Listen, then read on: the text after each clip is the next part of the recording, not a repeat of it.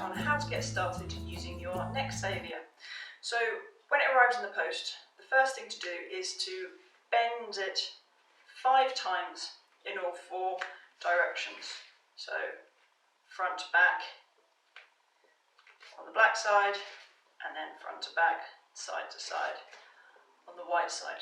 That just loosens up the material and starts to get the bend happening more easily.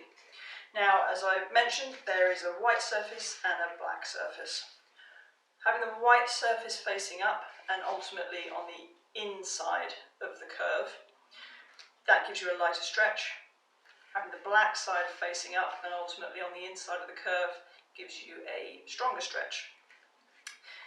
It's also not fully square, so it can be used for different neck lengths. If you find you've got generally quite a tall neck or a long neck, on the black surface there's a little symbol, a smiley face with a long neck underneath.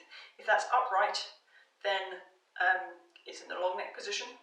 There's also one smiley face with a shorter stick underneath. Turn it so that's upright and it's in the shorter neck position.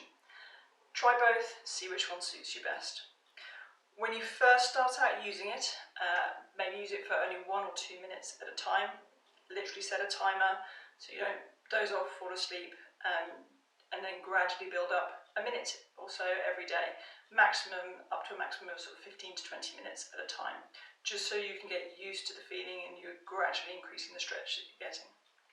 So I'm going to use it on a light stretch, so I've got the white facing up, and on the short side, as it's facing me now, smiley face with a small neck is upright. Find a nice firm surface. I'm using the treatment couch, floor, gym mat, but you want somewhere firm that you can lie on.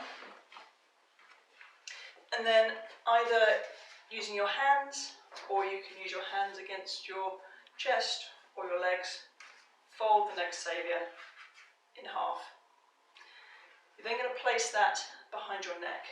So keeping it held in that position, just come down. Place it behind the neck.